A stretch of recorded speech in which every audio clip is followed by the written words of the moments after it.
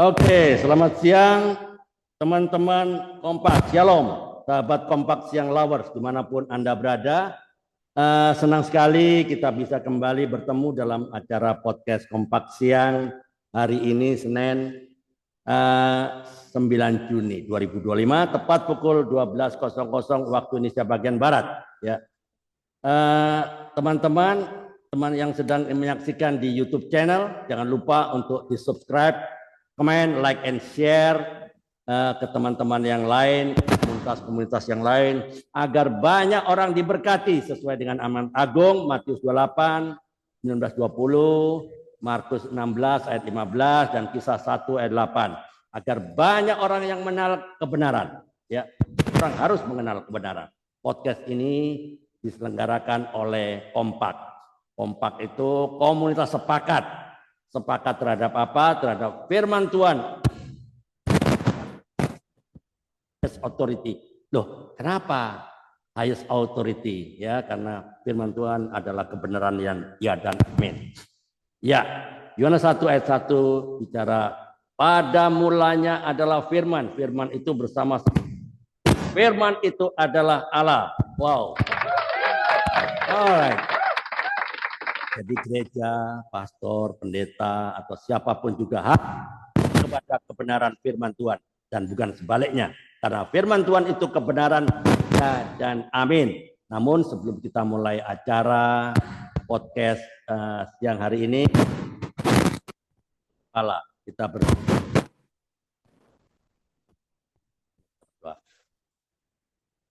Bapa di surga, kami bersyukur atas kasih dan penyertaan-Mu dalam kehidupan setiap kami. Terima kasih karena hari ini Bapak telah mempertemukan kami dalam podcast Kompak Siang ini untuk mendengarkan karya-Mu yang luar biasa dalam hidup hamba-Mu. Pak Lukas Sutrisno, biarlah setiap kata, setiap kisah yang dibagikan hari ini menjadi berkat dan penguatan bagi semua yang mendengar. Urapi narasumber kami, Pak Lukas Sutrisno, juga setiap pendengar, agar hati kami terbuka dan rindu untuk semakin mengenal Engkau. Kami serahkan jalannya podcast Kompak Siang ini ke dalam tangan-Mu. Di dalam nama Tuhan Yesus Kristus kami berdoa dan mengucap syukur. Alright, putus. Oh, pantas belum. Ya, hari ini kita menyimak ya sebuah kesaksian yang sangat menyentuh dan memberkati tentang bagaimana Tuhan memanggil seorang ya sejak mudanya, tapi justru ditolak, bahkan dihindari karena kenapa? Karena trauma lalu ya dalam kehidupan orang tuanya yang seorang penginjil ya. Hidupnya tidak mudah ya, serba sulit ya, serba kekurangan. Narasumber kita siang ini adalah seorang hamba Tuhan yang sekarang melayani di wilayah Sidarja, Jawa Tengah. Bapak Lukas Sutrisno. Wow, apa kabar? Alright, beliau berasal dari keluarga penginjil ya. Namun pernah menolak panggilan Tuhan. Karena apa? Menyaksikan kehidupan orang tuanya yang berkumpul dalam pelayanan. Ya, tema hari ini terus ya, jujur ini. Saya menentukan tema yang cocok untuk Pak Lukas Sutrisno ya. Pertama, cocoknya dengan pelarian yang dipulihkan, jejak kasih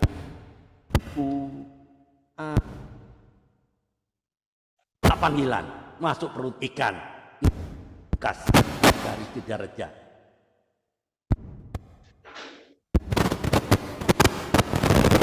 Panggilan ilahi. Siapa yang masuk ini? Oh, ada Ibu Ati yang masuk. Aduh, terlambat Ibu Ati. Bentar ya, saya kasih masuk dulu. Ya. Ya, oke. Ya, Oke, jadi setelah ada 3 tema nih, saya pikir apa ya? Ya, adalah dari trauma masa kecil menuju mulai temanya ya. Ya karena sama ya seperti kisah Yunus yang menolak Niniwe dan masuk ke Tarsis. Ya, Pak Lukas sempat lari bahkan sampai mengalami sakit yang sampai 10 hari menolak atau di rumah sakit Bandung ya. Itu disitulah kasih dan panggilan Tuhan tidak pernah menyerah. Wow, yuk tetap bersama kami sampai akhir podcast ini. Ya untuk kita nyata ini. Jangan lewatkan karena bisa jadi Anda juga yang sedang berada di sini ya, yang ada di YouTube channel, sedang berada di titik pertanyaan yang sama. Sebenarnya apa sih panggilan? Saksikan kisah nyata tentang kasih Tuhan yang menyentuh hati yang keras sehingga membawa Pak Lukas seperti sekarang ini. Senin sampai Kamis, mulai 15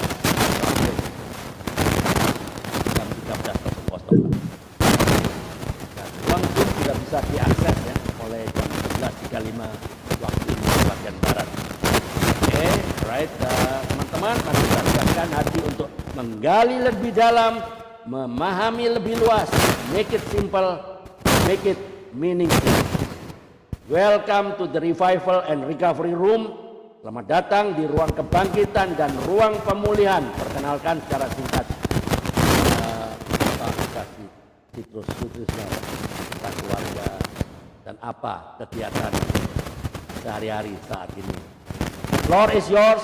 Make it simple, make it meaningful. Saatnya podcast kompak siang bicara. Time start now. Silakan.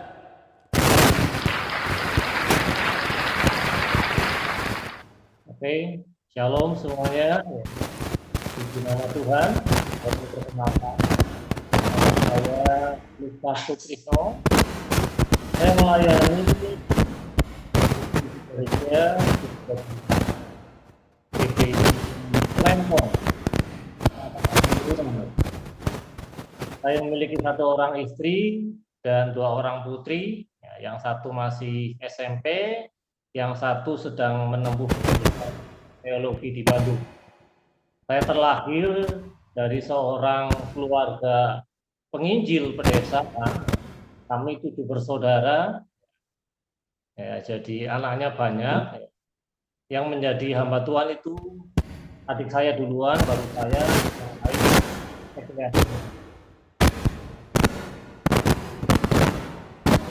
Ya. Dan bukan jarinya suaranya kurang jelas, Pak. Kencang Pak. Oh, terus tekan. Tes 3. Tes kan? Ya.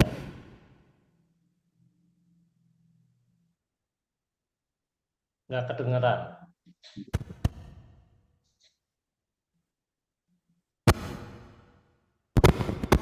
Halo. Halo ya. Bu Ati bisa dengar saya? Dengar. Berarti jaringannya Pak Lukas lah.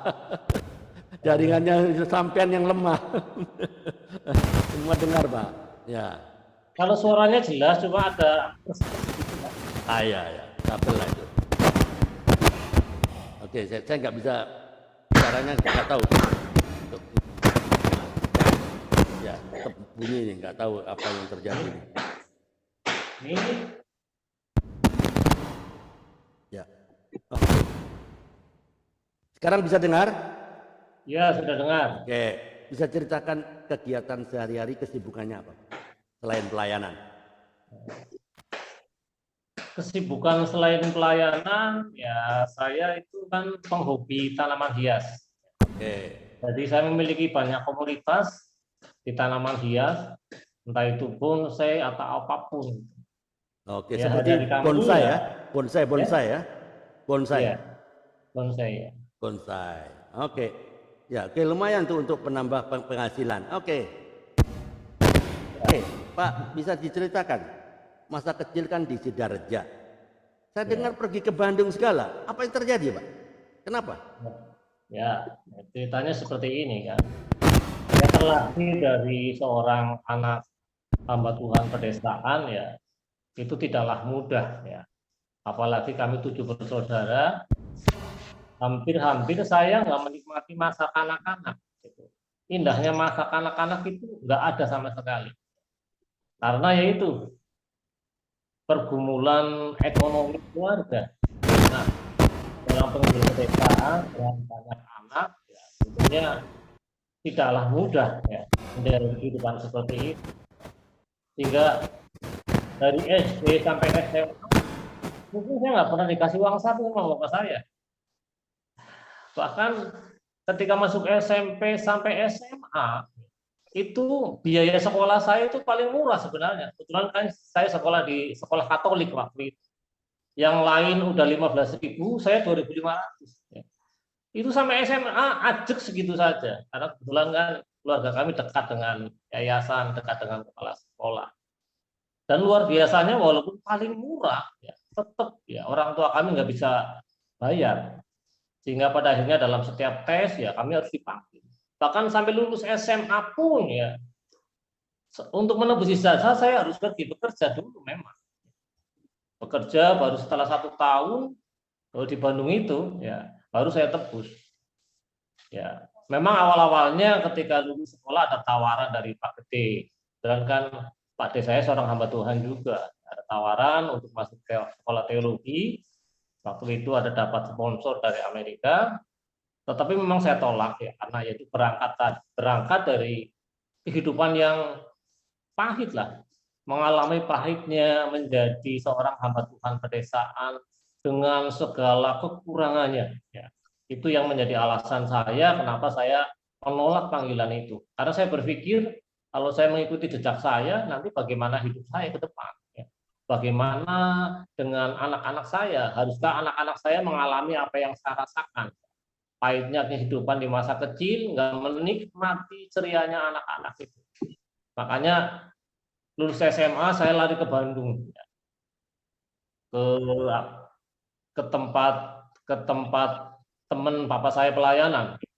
Saya tinggal dalam sebuah gereja pada waktu itu. Ya. Ketika sampai di Bandung, ya saya sempat ditawari mau jadi full timer di gereja atau mau ke dunia sekuler. Ya karena dari awal memang saya berusaha menolak panggilan itu, ya saya masuk ke dunia sekuler pada akhirnya. Dan pada akhirnya saya masuk ke dalam sebuah ya perusahaan lah, di Bandung, ya, perusahaan elektronik. Saya bekerja, tapi juga melayani karena saya tinggal di gereja. Jadi hari-hari saya selain di pekerjaan waktu di Bandung ya habis untuk pelayanan dan di gereja itu. Itu ceritanya.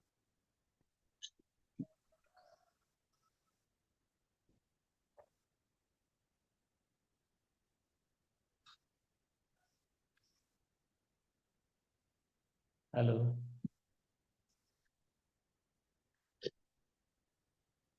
Ya, waktu di gereja itu, di gereja di Bandung tuh melayani sebagai apa, Pak?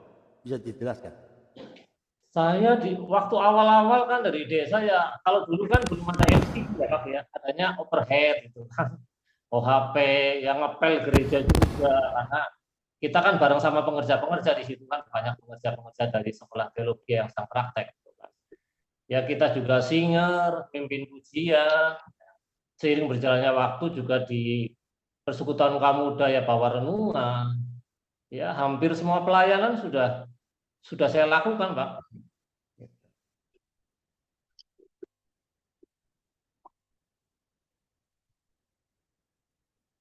Nah, terdengaran Pak?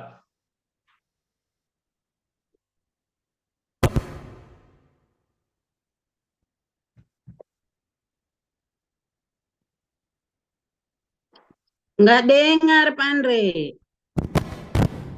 Suaranya nggak terdengar. Halo? Ya, terdengar. Tes, 1, 2, 3. Ya. Ya, oke. Di Bandung pelayanan sambil kerja sekuler itu kira-kira berapa tahun? 5 tahun, Pak. 5 tahun. Benar kerja di Samsung waktu itu ya? Di Anakan Samsung, di PT, Anak. kan dulu PT itunya kan di Medan itu kan PT Nusantara Pengolahan Elektrik. Saya di anak perusahaannya, di bagian Oke. divisi reparasi. Oke, reparasi. Oke, menarik ya. Kapan? Apakah dari dorongan Pak D untuk masuk sekolah Alkitab? Bisa cerita? Itu dorongan itu kan waktu saya masih sekolah SMP SMA juga ditawari. Kebetulan kan dari kecil saya termasuk orang yang taat, Pak. Nggak Oh, seperti oke. anak-anak yang lain. Oh iya iya iya. Oke. Gitu. Jadi dipilih untuk sekolah Alkitab tapi menolak ya. Itu Menolak saya. menolak. Teman-teman seperti kisah Yunus ya. Disuruh pergi ke Niniwe tapi kemana? Yunus? Tarsis. Nah ini sama. Ini Pak Lukas Sutrisno sama kisah Yunus. Disuruh Alkitab dia nggak mau.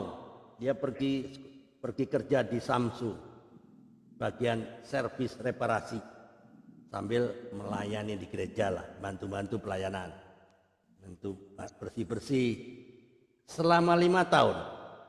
Apakah terus mulai tergerak untuk sekolah itu? Belum, Pak. Belum. Belum. Belum. Lalu apa yang terjadi setelah 5 tahun ngapain? Tahun 97 itu ya kebetulan saya diingatkan lagi. Pada waktu itu ada seorang hamba Tuhan dari Belanda. Dia datang ke gereja kami dalam sebuah acara ya kayak semacam KKR gitulah. Oke. Nah, didoakan di situ ya dinubuatkan kamu akan menjadi Hamba hambaku. Tuhan. Oh, hambaku. Oke. Gitu. Menarik. Kaget waktu itu ya. Pada waktu Kaget. itu saya kaget. Waktu itu Jujur dalam hati tetap saya menolak. nggak mau Tuhan. Nggak mau karena Melayani apapun saya mau, ya. tapi saya nggak mau jadi pendeta. Gitu. Nah, oke, Saya nggak mau melayani jadi oke. gembala gitu. Oke, Itu tetap saya tolak itu. tetap. Saya tolak. Ya. Oke, menarik ya, teman-teman. Ya. Menolak panggilan ilahi, ya. Tapi sama dengan si Yunus tadi, menolak tugasnya suruh ke Tarsis tapi pergi Niniwe. Kena Niniwe tapi pergi ke Tarsis, ke tempat lain. Ya, ada akibat, ada konsekuensi jika menolak panggilan.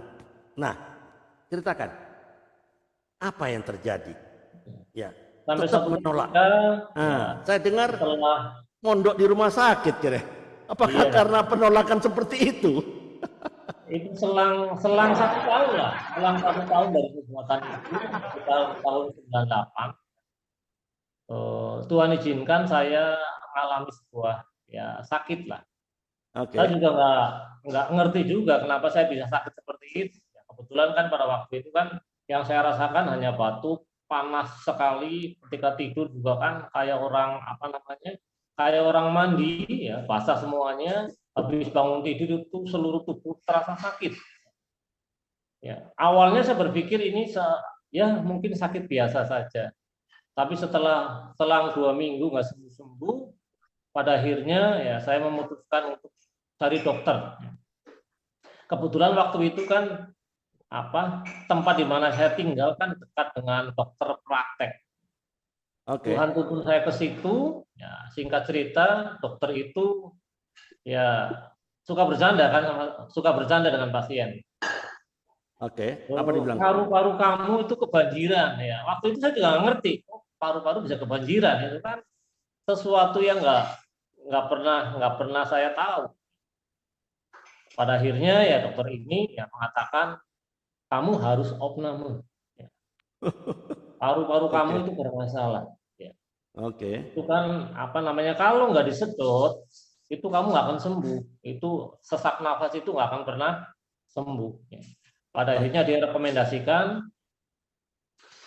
ke rumah sakit swasta, rumah sakit pemerintah kalau nggak salah, rumah sakit di Cembeluit ya khusus spesial paru-paru memang. Saya diarahkan ke situ. Ya. Ketika dokter itu berbicara seperti itu, jujurlah, saya marah banget sama Tuhan waktu itu. Tuhan, kenapa Tuhan? Ya. Saya sudah melayani Tuhan. Setiap hari saya juga di gereja, karena kan saya tinggal di gereja. Saya aktif melayani Tuhan, tapi kenapa Tuhan izinkan semua ini terjadi? Apakah Tuhan nggak tahu kondisi saya saat ini? Saya marah sama Tuhan, sampai pada waktu itu jujur saya putus asa. Karena apa namanya, kalau saya berobat di Bandung, saya berpikir nanti siapa yang nungguin ya, uangnya dari mana, itu kan itu campur campur aduk waktu itu. Sampai pada akhirnya di titik terendah saya mengambil keputusan seperti ini, Tuhan, saya mau pulang ke Sidareja Tuhan. Kalau saya mau sembuh ya di Sidareja, kalau saya mau meninggal ya di Sidareja. Sampai putus asanya seperti itu. Ya karena bukan apa-apa ya, mengingat apa namanya kondisi ekonomi pada waktu itu. Ya, karena memang nggak ada uang. Toh masuk rumah sakit itu bagaimana? Dan puji Tuhan, saya bersyukur punya teman-teman ya, pelayanan pada waktu itu kan banyak teman-teman pelayanan yang mensupport pada akhirnya. Tinggal salah satu teman saya, ya, dia seorang pekerja ya dari Manado, ya, dia mengantar saya ke rumah sakit itu. Sampai tiba di rumah sakit, daftar segala macam bla bla bla bla, ya karena saya bukan orang Bandung kan. Pada akhirnya minta KTP teman saya pada waktu itu jaminan, karena harus ada keluarga yang buat jamin. Singkat cerita saya masuk ke situ, ya, begitu diperiksa, ya, langsung ditangani, puji Tuhan langsung ditangani pada waktu itu. Kebetulan yang menangani itu yaitu dokter praktek itu. Ya, ternyata dokter praktek itu ya adalah kepala rumah sakit di situ. Ya. Wow, luar Ya, ini biasa. luar biasa, itu benar-benar campur tangan Tuhan. Amin, amin. Sampai pada akhirnya langsung ditangani, langsung diadakan penyedotan kan pada waktu itu, ditangani, air di paru-paru saya itu disedot, dan singkat cerita selesai, dan saya harus opname selama 10 hari untuk apa namanya pengawasan mungkin ya, supaya dokternya bisa apa namanya mengawasi Monitor ya, monitor. perkembangannya gimana. Oke, sebentar. Pada waktu Pak Trisno merasakan sakit paru-paru basah, padahal Pak Trisno kan bukan perokok. Bukan. Pasti dong kecewa. Loh, saya sudah melayani Tuhan, saya tidak pernah neko-neko, saya tidak pernah memfitnah, saya tidak pernah berbuat jahat, saya tidak pernah bunuh orang. Kenapa Tuhan izinkan seperti ini terjadi?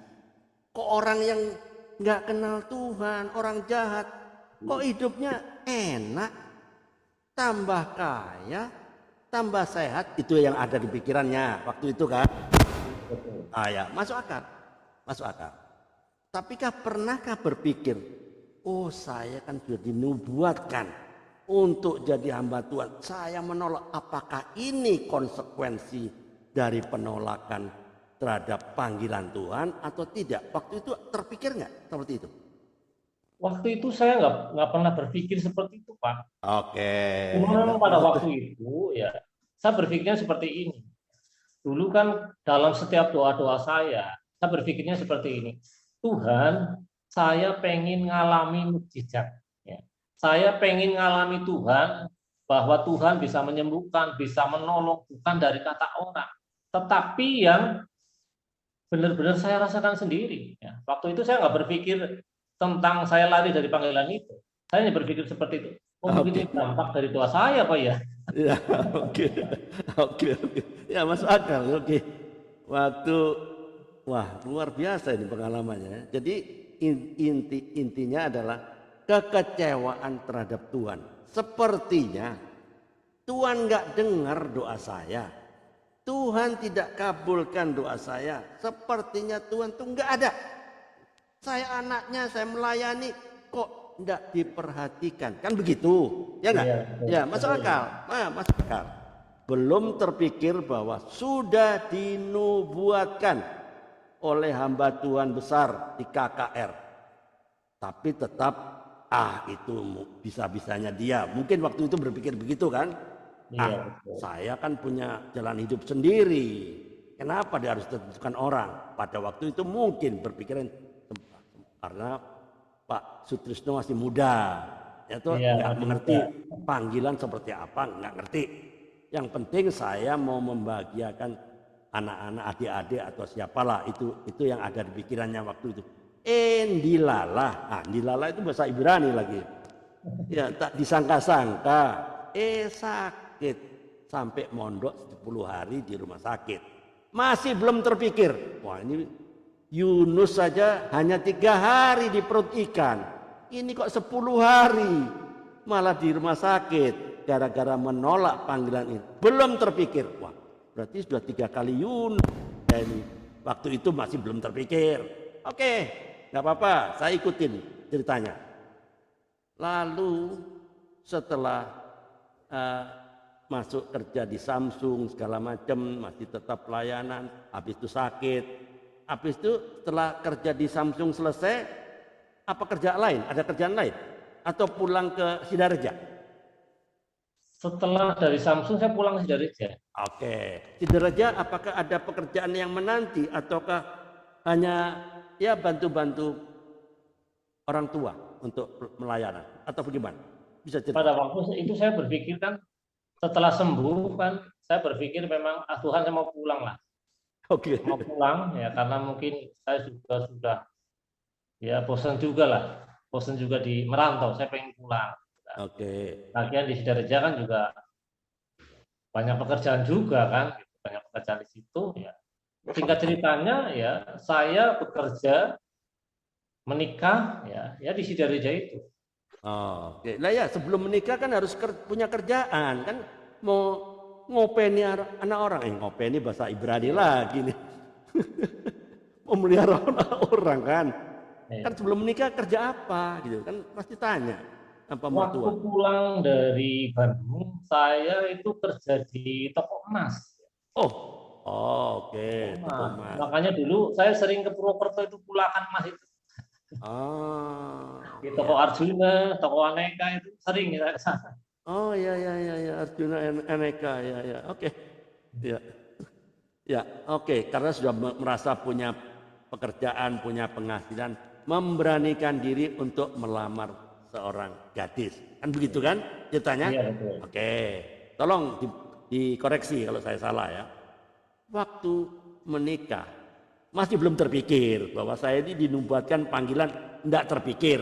Yang penting saya kawin sudah selesai. Titik, itu aja kan? Betul? Iya, betul. Oke. Setelah menikah, kapan teringat bahwa nubuatan dari pendeta besar waktu di KKR di Bandung, wah ini di Bandung loh, bukan di kota ecek-ecek, kota kecil, di Bandung KKR, seorang Lukas Titrusno muda, waktu itu kan masih muda, gitu, dinubuatkan dari kan peserta KKR enggak cuman 100 200, mungkin lebih dari 200, ya enggak? Satu orang dinubuatkan bahwa kamu akan menjadi hamba Tuhan. Wow, keren enggak? Nah, tapi enggak terpikir. Waktu sampai menikah di Sidareja, kawin masih belum terpikir. Pertanyaan saya, mulai kapan Pak terpikir nubuatan yang dari pendeta besar di KKR? Wah, saya itu dinubuatkan berarti saya selama ini lari dari panggilan Tuhan, ya enggak? Kira-kira kapan Pak Lukas Titrusno sadar, wah saya dipanggil ini rupanya, saya rupanya menolak seperti Yunus, bahkan saya lebih parah dari Yunus, ya enggak? Nah, iya, kapan teringat? Sebenarnya ketika di Sidareja saya sudah teringat, tapi tetap masih saya tolak. Karena apa? Karena kan pada waktu itu di Sidareja kan juga saya kan pelayanannya juga termasuk full time ya. Saya bergereja di gereja besar, melayani di situ, ya, mengatur jalannya ibadah. Kebetulan kan saya pada waktu itu mengkoordinir semua pelayan-pelayan di satu gereja yang besar di gereja. Jadi jalannya gereja itu saya ngatur, Pak. Pendeta tahunya hanya khotbah saja, Pak. Oh ya, oke. Saya juga semua pelayanan sudah saya pegang, Pak. Ketua kaum muda, gembala komsel, WL singer, semuanya. Ya.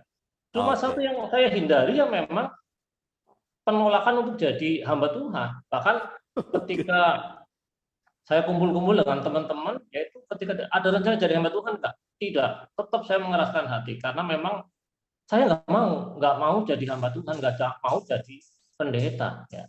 Oke. Tapi yang rupa-rupanya ya Tuhan nggak menyerah dengan saya, Pak. Oke. Tuhan nggak menyerah saya sampai Tuhan bikin sebuah skenario. Saya ada di sebuah titik di mana saya nggak bisa lari lagi. Pokoknya harus jadi hamba Tuhan. Itu, Pak. Baru Ya. saya menyerah di situ. Oh ya Tuhan lah, ya sudahlah, ya. Mungkin ini panggilan Tuhan untuk saya. Gitu, Pak. Kapan itu terjadi kira-kira? Itu terjadi tahun 2018, Pak. Oke. 2018. Waktu memutuskan menjadi full timer hamba Tuhan. Lalu apa komen dari istri waktu itu? Jelas itu anak-anak istri menolak, Pak. Ya, Oke. saya sendiri juga kan hancur juga, Pak. Nggak mudah loh. Pada waktu itu kan, waktu Tuhan memanggil saya, itu kan saya posisi bekerja di sebuah grosis yang besar lah. Iya. Saya sebagai manajer kan, udah Iya. pindah pekerjaan lah. Secara manusia untuk ukuran Sidoarjo saya udah mapan, Pak. Nggak memusingkan masalah ekonomi. Saya juga punya usaha, ya tiba-tiba dipaksa Tuhan untuk menjadi hamba Tuhan dalam sebuah kejadian, dan saya nggak bisa berontak di situ. Ya. Oke. Beratnya karena apa? Yaitu saya kan harus meninggalkan semuanya, Pak. Itu nggak mudah, Pak. Betul. Orang capek-capek, ya, mencapai sebuah titik tujuan ya supaya ekonominya baik, tapi saya harus tinggalkan itu gara-gara dipaksa ya oleh Tuhan ya untuk menjadi hamba Tuhan itu, Pak. Ya. Lalu apa yang dilakukan waktu menghadapi keputusan yang harus diambil? Apa yang terjadi? Pada waktu itu sebenarnya saya sempat tawar-menawar dengan salah satu sinode gitu kan. Oh, sinode. Oke. Kebetulan kan di rumah kami kan memang gereja itu kan. Ketika orang tua saya meninggal, harus ada yang meneruskan. Kebetulan kan waktu itu adik saya juga sudah jadi pendeta di Bandung, di Jakarta. Sekarang melayani di Jakarta. Tapi rupa-rupanya adik saya nggak mau, Pak, nggak mau pulang ke Sidoarjo karena mungkin dia udah nyaman pelayanan di kota. Ya. Kebetulan saya nego-nego dengan ketua sinode itu, Pak, gimana kalau adik saya? Ya. Kebetulan pada waktu itu dengan berbagai alasan ya, akhirnya adik saya mau, Pak. Ya. Tapi ketua sinodenya itu nggak kehilangan akal juga, Pak. Ya. Boleh adik kamu jadi hamba Tuhan, menggantikan bapak kamu, tetapi kamu harus mendampingi. Ya. Itu syaratnya seperti itu, harus mendampingi. Ya. Pada waktu itu saya masih menolak karena apa? Kan saya berangkat dari gereja yang berbeda dari gereja orang tua saya masalahnya. Iya, dari Jadi kan GKJ ya kalau nggak salah ya, GKJ ya. Banyak teman-teman hamba Tuhan, kebetulan kan saya udah kenal banyak hamba Tuhan, kamu yang harus menerusin. Saya nggak mau karena apa waktu itu? Secara etika kan juga nggak bagus. Dari organisasi lain tiba-tiba masuk jadi gembala di organisasi lain kan. Takutnya kan ada konflik di jemaatnya kan. Ya. Sehingga pada waktu itu singkat cerita adik saya yang jadi hamba Tuhan. Tapi rupa-rupanya ya rencana Tuhan juga kan, di depan jenazah ayah saya ya saya kan di situ ditabiskan jadi pendeta pada waktu itu. Adik saya pendeta, saya juga pendeta. Saya juga nggak tahu kenapa ketua sinode itu menabiskan saya juga. Setelah saya tanya-tanya ternyata untuk jaga-jaga mau adik kamu mundur gitu, Pak. Untuk suatu saat kamu nanti mau pelayanan gitu. Seperti itu. Ya memang benar padanya terjadi. 2 tahun pelayanan adik saya mundur ternyata. Dia nggak kuat. Karena dia berangkat dari seorang ya pengusaha juga ya, ketika melayani ya usahanya bangkrut ya. Anak-anaknya masih kecil-kecil 4 ya, dia memutuskan mundur. Dan pada waktu itu ya setelah adik saya mundur, saya telepon adik saya ke Jakarta, gimana nih? Kamu kan yang sudah jadi pendeta, ini gimana pekerjaan papa kita? Pada waktu itu sempat diambil alih sama adik saya di Jakarta. Tapi dia nggak pernah pulang. Selama 1 tahun pelayanan saya yang handle semuanya. Kan. Sampai pada akhirnya ya, karena adik saya kan GBI gitu ya, pada akhirnya kan dibawalah penggabungan ke GBI. Tapi rupanya memang jalan Tuhan itu luar biasa. selama proses penggabungan adik saya ke GPI itu datanya ya nama adik saya nggak tercatat di Jawa Tengah, ya. Sehingga dalam apa namanya setiap sidang yaitu adik saya itu disebut namanya nggak ada, sampai pada akhirnya apa namanya gembala pembina pada waktu itu Pak Lukas ngajuin lagi aja, yang jadi gembala itu Pak Lukas gitu kan. Saya kan ya Oke, pada oke. waktu itu bingung juga kan, gimana pun juga ya organisasi GPI kan memang ya gereja yang cukup punya nama lah Iya, dengan segala aturannya yang cukup ketat. Pada betul. waktu itu saya tanya, ya Pak, saya bukan teologi loh Pak. Ya, gimana ini? Ya. Oh nggak apa-apa. Gitu. Banyak hamba Tuhannya bukan teologi, nanti teologinya setelah jadi hamba Tuhan baru sekolah gitu kan. Oke, masuk akal. Ya, oke, betul. Setuju. Ya. Singkat cerita saya penggabungan di situ Pak. Ya, penggabungan dan puji Tuhan apa namanya? Kenapa saya mau penggabungan? Karena saya berpikir seperti itu, seperti ini. Di desa kami ada 4 gereja sebenarnya. Ada GBI juga, ada Pantai Kosta, ada Kerasulan. Itu tiga-tiganya nggak boleh berdiri. Satu tuh dibakar, dirusak malah. Yang masih berdiri yang tempat kita itu. Yang lain itu nggak boleh berdiri. Mungkin karena pertimbangan saya orang situ, gitu kan. Ya, saya juga berpikir, oh ini jerih lelah bapak saya yang sudah dirintis puluhan tahun, masa ditinggalkan begitu saja. Ya. Apalagi gerejanya sudah ada, jemaatnya sudah ada. Nanti kalau ditinggalkan itu gimana? Awal-awal saya menyerah juga bukan karena Tuhan memanggil saya, karena saya menghormati hasil pelayanan ayah saya. Hasil Ya, pelayanan ayah betul. saya itu harus diteruskan gitu. Awalnya Ya. seperti itu. Sampai pada akhirnya saya masuk penggabungan ya bergabung dengan gereja GBI ini ya, dan puji Tuhan diterima memang ya. Tapi ya itu ya, disinilah awal Tuhan memproses saya karena lari terlalu lama, prosesnya luar biasa di situ Pak. Iya, iya. Oke. Saya paham nih ya. Menarik ya. Menarik. Lalu apa yang terjadi? Waktu saya sudah merelakan diri ya, ibaratnya Tuhan mulai berbicara di situ loh. Ah, Saya ya. sadar panggilan Menarik. saya kan berbeda. Ya. Orang jadi hamba Tuhan kan biasanya memang dari awal sudah direncanakan. Makanya mereka sekolah teologi ya. Makanya ada istilah kan, ada hamba Tuhan kejadian, ada hamba Tuhan keluaran. Nah ini saya hamba Tuhan kejadian. Saya menyadari, Ya, ya, ya. Oke. Masuk akal. Oke. Mantap. Lanjut. saya menyadari ya ketika saya menjadi hamba Tuhan kejadian, itu kan harus ada pembuktian diri ya. Betul. Untuk saya nggak dianggap oleh rekan-rekan hamba Tuhan, oh pendeta abal-abal itu kan saya ada pembuktian di situ ya kan. Ya. Disitulah Tuhan mulai memproses saya. Ya. Ah, oke. Kamu harus melewati proses demi proses. Awal-awal pelayanan itu luar biasa berat sekali bagi saya. Ya karena apa? Dulu orangnya saya sombong Pak. Saya berpikir seperti ini Tuhan, saya nggak mau hidup dari pelayanan. Saya mau hidup dari usaha saya, karena kan saya punya usaha. Saya jual beli tanaman hias, seperti itu kan. Zaman-zaman COVID kan itu tanaman hias kan itu laku banget, Pak. Gitu kan. Ya. Sehingga pada waktu itu saya mengambil keputusan Tuhan, saya mau melayani Tuhan, tapi saya nggak mau hidup dari uang pelayanan. Ya memang benar ketika saya melayani di Tegalsari itu, saya nggak pernah ambil uang gereja itu untuk kepentingan diri saya. Sampai sekarang pun saya nggak ambil, Pak. Tapi rupa-rupanya di satu titik Tuhan proses saya. Tuhan hancurkan kesombongan saya di situ. Ekonomi saya dihancurkan Tuhan pada waktu itu. Ya, usaha sepi, usaha istri saya sepi. Semua pintu berkat ditutup oleh Tuhan. Ya. Tuhan memaksa saya untuk benar-benar mengandalkan Tuhan di situ. Ya. Sampai satu ketika ya di titik terendah, bayangin, ketika ekonomi sedang minus, anak saya harus masuk kuliah, itu kan itu butuh biaya yang sangat besar. Dan di Oke. situ saya hanya berpikir seperti ini, Tuhan saya terima proses Tuhan. Mungkin ini dampak dari saya terlalu lama lari dari panggilan. Ya kayak Petrus, Ya. kayak Paulus kan. Paulus Yunus. juga proses Tuhan luar Oh biasa ya, kan. Paulus bisa. Ya. Ya. Masa lalunya juga nggak menurut sama Tuhan. Nggak lurus. Ya, betul. Tuhan nolkan semuanya, Tuhan hancurkan semuanya.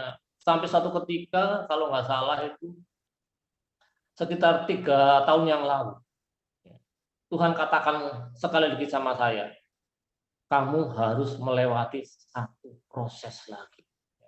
Wow. Kan pada waktu itu saya nuntut sama Tuhan, Tuhan, saya udah tinggalkan semuanya untuk Tuhan loh Tuhan. Masa saya melayani Tuhan tetap susah, tetap kekurangan gitu kan. Iya, iya. Tuhan pada waktu itu tegur saya, satu kali lagi kamu harus melewati proses. Ya. Kebetulan kan sebelum proses ini terjadi, ya memang saya diutus oleh Gembala Pembina untuk melihat sebuah daerah, di mana daerah itu ada sebuah gereja yang 20 tahun, kurang lebih 20 tahun itu ditinggalkan.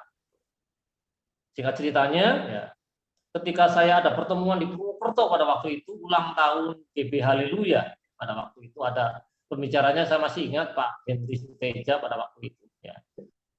Khotbahnya juga tentang proses juga. Di situ Tuhan mulai ingatkan lagi satu proses lagi. Saya ngomong sama Tuhan seperti ini, Tuhan apa lagi yang mau diproses Tuhan? Saya udah hancur, saya udah habis, nggak ada yang tersisa. Tapi Tuhan tetap katakan satu proses lagi. Ya.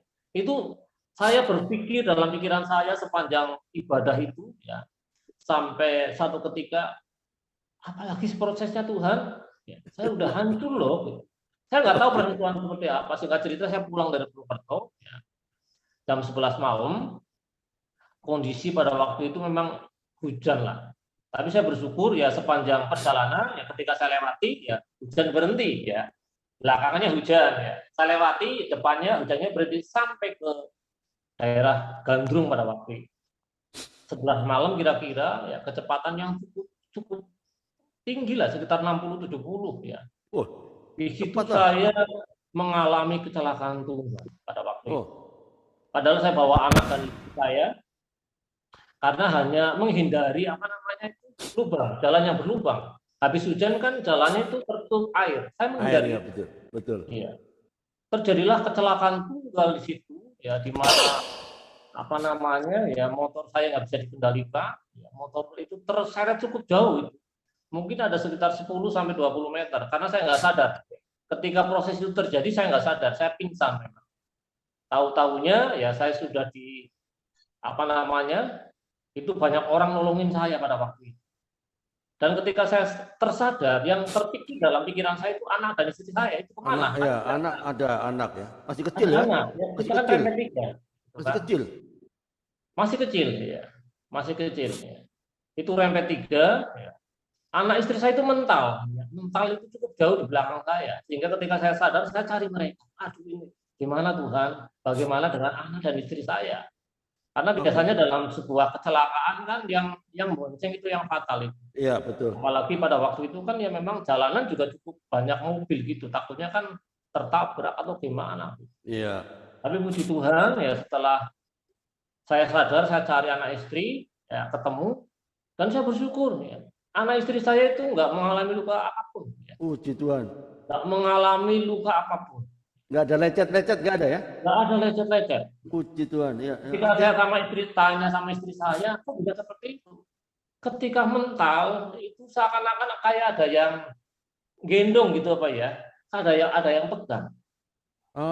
Istri saya itu nggak lecet, ya nggak luka. Justru ketika anak saya lihat saya, itu anak saya yang menangis, histeris. Karena apa? Wajah saya itu penuh dengan darah. Oke. Justru dia nangis ya, anak nangis gara-gara lihat papanya ya? Iya. Oke. Penuh dengan darah. Karena pada waktu itu kan pelipis sini luka kan. Akhirnya kan darahnya itu penuh. Ya. Tapi ya puji Tuhan ya. Walaupun banyak luka, ya lukanya hanya luka ringan saja, hanya lecet-lecet saja. Saya juga bingung ya. Saya pakai helm rapet, pakai kacamata. Oh sini bisa luka, sini luka. Kacamatanya butuh Pak. Kacamatanya nggak pecah gitu. Nggak pecah ya? Nggak pecah gitu. Wow, aneh ya. Oke. Saya juga pakai kayak semacam jas lah gitu. Pakai jas juga. Jasnya nggak robek Pak, tapi tembus, lukanya tembus itu. Lecet-lecetnya tembus. Nggak, pada waktu itu orang-orang di situ mau bawa rumah sakit atau gimana? Oh nggak usah Pak, saya bisa pulang sendiri ya. Karena setelah saya periksa kan motornya nggak rusak terlalu parah, hanya lecet-lecet saja. sampai rumah pada akhirnya ya sudah saya hanya saya kasih getah daun pisang ya. Kalau orang desa kan biasanya kalau luka hanya dikasih Oh getah iya daun iya pisang itu iya kan Pak. iya iya iya betul ya. Saya hanya kasih itu Ada. saja. Oke. Mau ke rumah sakit enggak lah, enggak usah ke rumah sakit hanya luka ringan. Ya. 3 hari saya di rumah ya bengkak juga sih Pak, sini bengkak juga. Tapi puji Tuhan ya, walaupun hanya dengan getah daun pisang saya sembuh sih Pak. Ya. Dan di situ saya mulai sadar. Oh ya mungkin Sadar. ini Oke. dampak dari apa yang saya lakukan dulu. Ya. Oke. Ya. Oke, Tapi bentar. nggak berhenti di situ Pak. Ya, oke, bentar. Menarik ini. Saya mau kasih kesempatan teman yang mau bertanya. Ada Ibu Ati, ada Mama Ita. Ya, mungkin ada yang mau ditanyakan sebelum lanjut.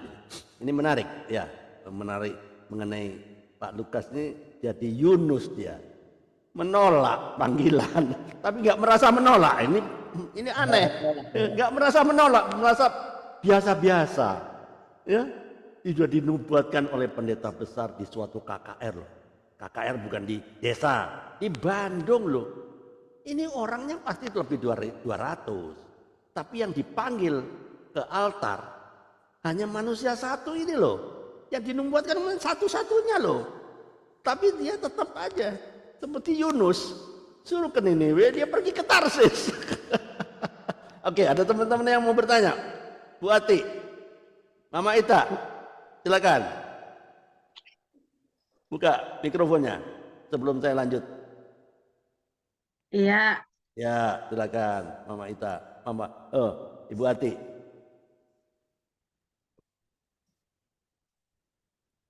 iya, saya mau bertanya ya.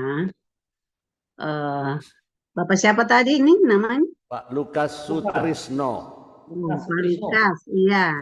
Murid Yesus ini namanya. Iya, Ya. Lukas ini tabib loh. Tabib Hmm. ajaib. Saya mau tanya Pak, waktu Bapak ya sudah merasakan panggilan itu ya, panggilan itu setiap saat Bapak rasakan, tapi Bapak menolak juga setiap saat. Iya. Ya, alasan sangat mendasar, Pak. Alasannya apa? Mendasar ya. Sehingga Bapak menolak itu, panggilan itu. Padahal panggilan itu mengejar Bapak setiap saat itu. Ya, kemana saja itu tetap merasakan, wah ini ada panggilan ini untuk saya harus jadi hamba Tuhan. Tapi terus menolak, menolak. Alasannya apa? Alasan yang sangat mendasar itu Oke. apa? Bentar, Alasannya Bu Ati, mendasar. saya jelaskan ya. Sebelum Pak Lukas jawab, saya jelaskan. Di tema juga ada. Dia trauma, Bu. Trauma masa kecil. Dia menolak. Trauma anak kecil kenapa? Karena bapaknya itu penginjil, hidupnya susah. Nah ini Lukas Sutrisno.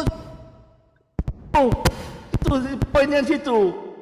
Temanya sudah ada, Bu. Mungkin enggak membaca. Oke, boleh jelaskan, Pak Lukas. Itu zaman dulu ya, kalau orang tua penginjil itu zaman dulu. Tapi kalau jadi hamba Tuhan zaman sekarang ini zaman modern, Pak Lukas. Oh iya Iya. betul. Ini ceritanya ya. Memang salah satu yang mendasari itu ya trauma masa lalu. Ya. Jujur sampai 1 tahun terakhir juga saya belum mantep banget untuk jadi hamba Tuhan itu. Sempat mundur juga. Karena apa? Ya itu. Melihat ya kehidupan dari hamba-hamba Tuhan, Bu. Ya. Sulit, betul. Sulit itu. Apalagi di Cilacap, Pak. Di Cilacap baru itu hamba Tuhan itu hampir semuanya sulit-sulit semuanya, Pak. Saya curhat, aduh malah mengeluh, Pak. Itu kadang-kadang seperti itu. Udah saya punya trauma masa lalu dengan kehidupan seorang hamba Tuhan. Ditambah juga rekan-rekan hamba Tuhan pun ya mengalami sebuah kesusahan yang sama itu. Sehingga pada waktu jujur memang pada tahun-tahun terakhir ini ya 1 tahun ke belakang saya juga belum sepenuh hati itu mengikhlaskan gitu loh, mengikhlaskan. Ada titik di mana Tuhan, kalau hanya untuk titik ini Tuhan memanggil saya, ngapain Tuhan panggil saya gitu kan? Kan yang saya hadapi kan memang proses yang luar biasa itu loh. Proses yang luar biasa itu ya. Di mana saya dihadapkan dengan beban masalah yang datang bersamaan bertubi-tubi. Bertubi-tubi, ya. Itu. Itu pada akhirnya yang sedikit banyak membuat saya pengen tetap lari. Bahkan ada waktu juga saya pengen mundur lagi ya. Walaupun sudah jadi gembala saya pengen mundur ya. Tapi rupanya saya nggak bisa mundur. Ini benar. Enggak Saya tahan pengen ini. mundur ya, terbesit dalam hati saya pengen mundur. Hal yang membuat saya nggak bisa mundur karena seperti ini. Kalau saya mundur saya malu ya. Karena kebetulan saya kan pengurus ya hampir di organisasi kependetaan di Kabupaten Cilacap, entah itu API, Asosiasi Pendeta Indonesia, PGPI, Okumene, bahkan di organisasi saya di GBI, ya, di Perwil, Bardaya, saya pengurus dan sudah terlanjur kenal dengan banyak hamba-hamba Tuhan itu loh. Wah, Kalau saya mundur, ya kan malu gitu ya. jelas ya, tahu. Sudah punya nama, sudah punya nama. Sudah punya Iya, nama. Oke, apalagi kan oke. saya sudah di Cilacap juga dinas sosial juga udah tahu saya kan, dan saya kan relawan kemanusiaan di Tagana gitu kan. Jadi mungkin hampir orang Cilacap itu kenal saya Pak. Jadi pada akhirnya ya sudahlah, walaupun katakanlah belum 100% ya Tuhan saya ikuti panggilanmu, ya pada akhirnya ya saya tetap jalani ya, walaupun ya dengan ada kalanya ada satu titik masa di mana Tuhan salah kali panggil saya Tuhan. Masalahnya prosesnya nggak berhenti juga. Saya nggak tahan ini. Iya, Pak Lukas. Ya, jadi gini ya,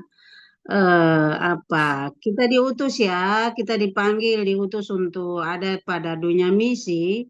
Itu kita harus kuat bahwa kita diutus berarti Tuhan pun sudah siapkan segala-galanya bagi kita. Itu yang pertama.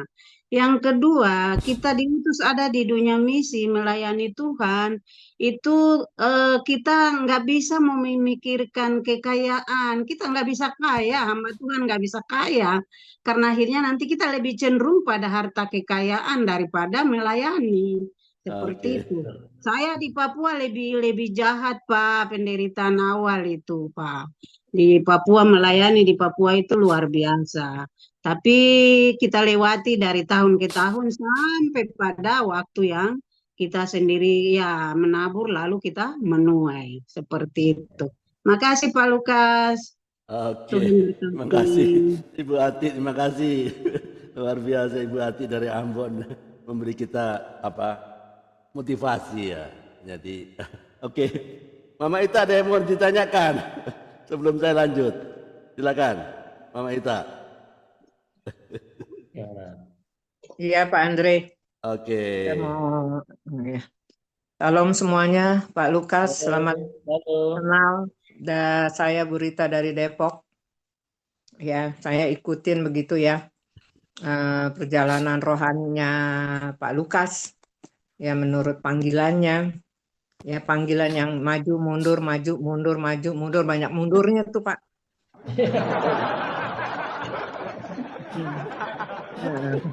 Gitu loh. Jadinya bukannya saya mengecilkan hati Bapak, enggak. Tapi namanya kesaksian ya kita terima lah ya. Tadi apa yang dibilang Pendeta Ati itu betul. Kalau sudah panggilan, itu Tuhan yang menjamin. Tuhan sendiri yang mencukupi gitu. Dan tinggal Bapak aja jalani gitu.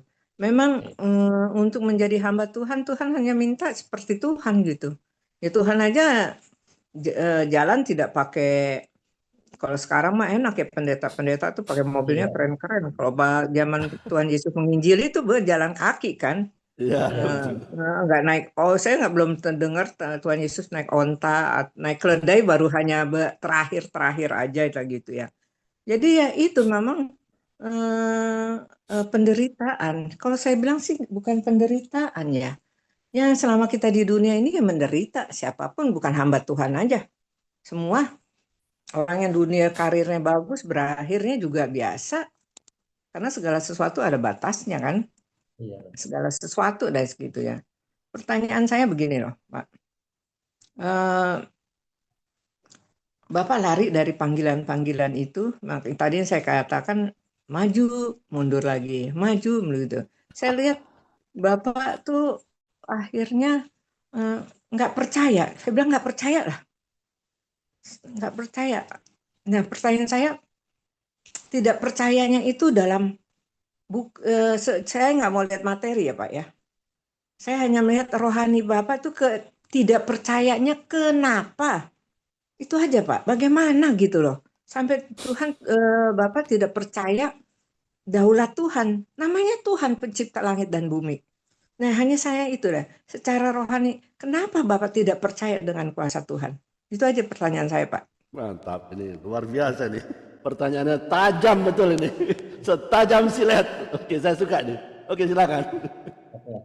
Kalau percaya, dibilang percaya, saya sangat percaya dengan kuasa Tuhan. Jujur dalam proses perjalanannya kan pertolongan Tuhan luar biasa dalam kehidupan saya. 80% hidup saya itu kan karena mujizat Tuhan. Bukan hanya sekali dua kali saya mengalami mujizat Tuhan. Yang jadi masalahnya kan memang dari awal saya nggak mau Tuhan gitu loh. Saya nggak mau gitu kan. Kan cita-cita saya kan memang bukan di sini gitu loh. Batnya gitu loh. Oke. Walaupun saya sadari ya kuasa Tuhan dalam hidup saya luar biasa. Penyertaan Tuhan luar biasa, berkat-berkat Tuhan dalam setiap pergumulan luar biasa. Gitu loh. Cuma ya ini apa? Panggilan ini nggak sesuai dengan cita-cita saya. Jadi apa namanya? Penolakan itu terus ada dan terus ada. Sampai pada akhirnya ya ini awal kecelakaan motor ini menjadi titik awal pelayanan saya sebenarnya. Ini dia. Oke Pak Lukas, oke tapi saya belum pas kok dengan pertanyaan Bapak. Dengan jawaban Bapak belum pas buat saya. Kenapa? Bapak spekulasi kok. Saya bilang Bapak spekulasi. Saya sudah diberkati, saya sudah gini, tapi saya bukan cita-cita saya. Bapak ingat nggak? Tuhan bilang, akulah jalan dan kebenaran dan hidup. Titik itu Pak. Nggak bisa dibilang Bapak tuh bukan cita-cita saya. Kok ditanya setiap manusia, saya aja punya cita-cita lain, akhirnya jadinya lain. Tapi kan jalan Tuhan itu ya dan amin. Makanya saya bilang saya kurang pas dengan apa yang Bapak bilang. Bukan cita-cita Bapak. Cita-cita Bapak yaitu jadi hamba Tuhan. Titik itu. Jadi Bapak jangan spekulasi. Jangan Bapak seperti main-main. Jangan main-main Pak. Dengan panggilan. Bentar. Ya. Walaupun bukan spekulasi sebetulnya Bu. Maaf Pak Andre, mungkin saya terlalu tajam ya. Maaf ya Pak Lukas, maaf bukan itu maksud saya, tapi bahasanya seperti itu. Tapi buat saya begini loh Pak, janganlah kita main-main dengan panggilan. Itulah ya halusnya itulah. Janganlah kita mengalir aja Pak. Kayak kalau saya lihat, saya dulu rumahnya di pinggir Kali Ciliwung, besar Kali Ciliwung. Saya kalau ngelihat kedebong pisang itu di bawah hanyut, dia tuh nggak berdaya Pak. Mentok ke sana, mentok ke sini, mentok ke sana, tapi akhirnya nyangkut. Justru bagus di situ. Dia bisa hidup di situ. Pas pada saat surutnya tuh, ya akhirnya jadi batang pisang itu akhirnya jadi punya pohon tumbuh pisang di situ. Anak-anak pisang. Amin. Hanya seperti itu aja Pak. Maaf ya Pak. Jadi saya tuh nggak tahu lah. Saya tuh orangnya tipe yang saya guru gitu ya. Kalau ada yang kurang pas banget ya saya harus biasakan meluruskan gitu loh Pak. Gitu aja. Makanya terima kasih.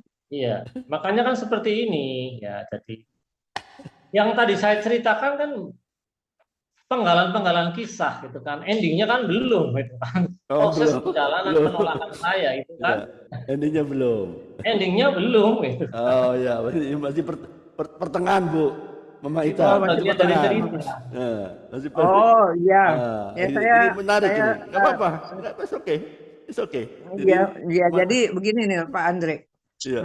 Namanya satu pertanyaan, namanya juga satu perjalanan hidup, namanya juga satu kesaksian ya.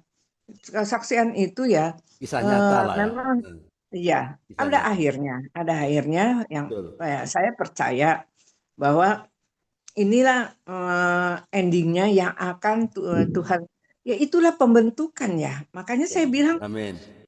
Apa ya, saya pernah baca di satu firman Tuhan, begini, kesengsaraan itu menghasilkan ketekunan. Ketekunan. Ketekunan menghasilkan tahan uji. Betul.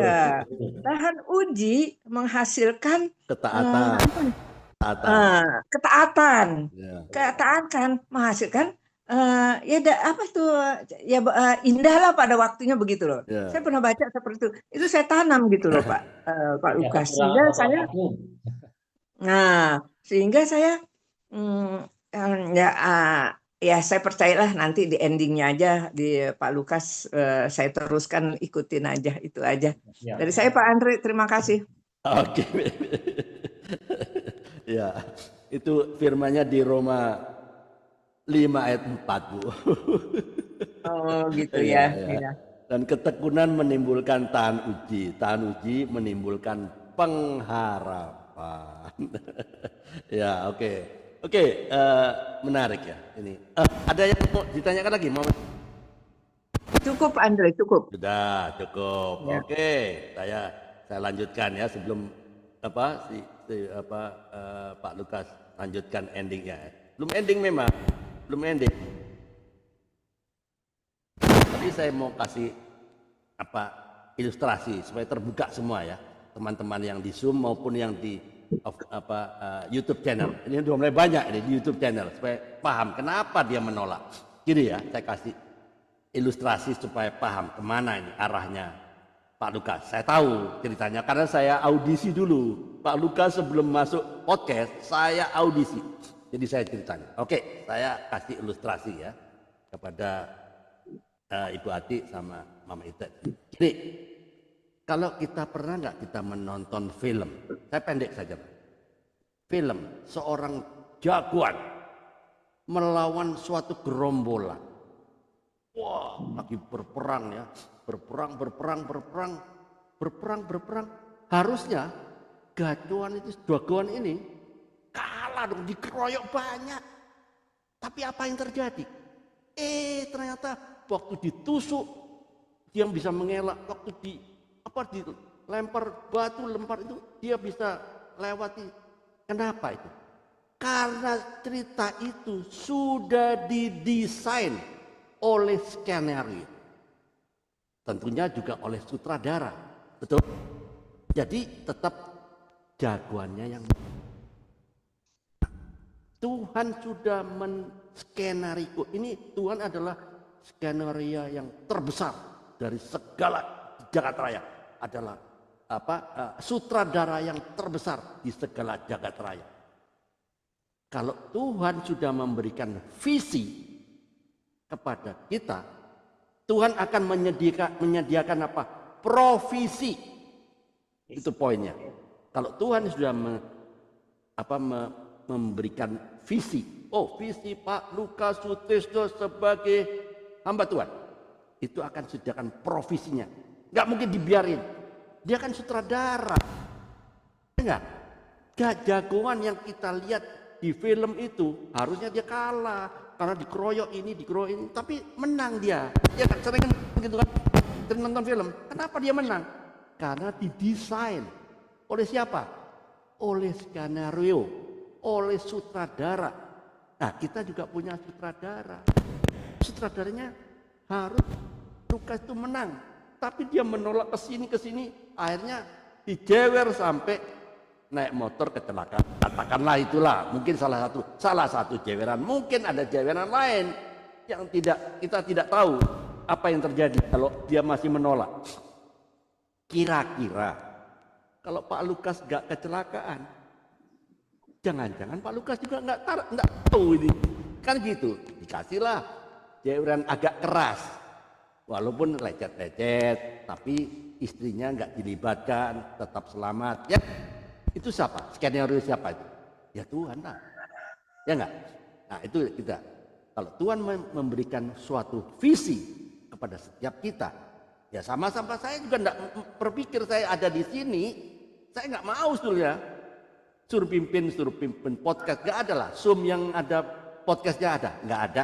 Zoom itu biasanya khotbah, sharing firman, itu aja. Podcast nggak ada. Tapi saya disuruh oleh teman-teman. Saya bilang, saya menolak tadinya. Nggak bisa saya nggak bisa ngomong, nggak bisa cerita. Tapi kalau Tuhan menyediakan visi, pasti diberikan provisi. Saya nggak tahu mau kemana, tapi coba. Ternyata banyak yang di YouTube banyak gitulah. Nah, coba ceritakan Pak Lukas, kapan endingnya setelah diberikan teguran yang cukup keras, kecelakaan naik motor lah, hujan-hujan lah, menghindari genangan di lubang sehingga menghindari lubang, terus jatuh. Apa yang terjadi? Silakan. Pada akhirnya dari peristiwa itu kan menjadi perenungan. Perenungan. Ya. Oke. Ketika peristiwa itu terjadi kan saya sudah jadi hamba Tuhan, Pak. Ya, tapi sudah masih jadi hamba Tuhan. masih Cuma memang belum mantap. Belum mantap. Oke. Wah, perenungan. Kenapa saya? Istilahnya why me ya? Why me? Kenapa saya? Kayak gitu kan? Masih ada seperti itu. Oke, lanjut.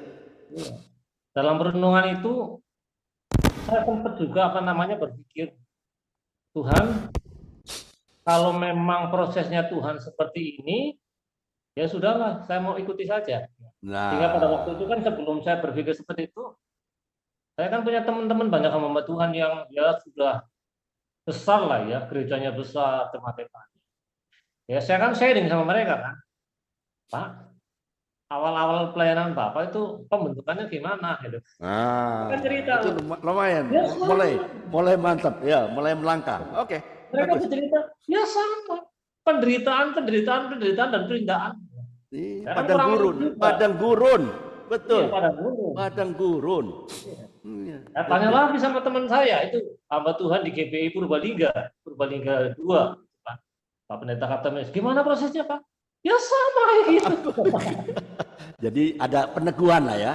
Ternyata saya tidak sendiri. Iya. Ya, ternyata saya hampir semua hamba Tuhan yang saya tanya, hamba Tuhan besar ini ya, bukan hamba Tuhan kecil, prosesnya memang seperti itu.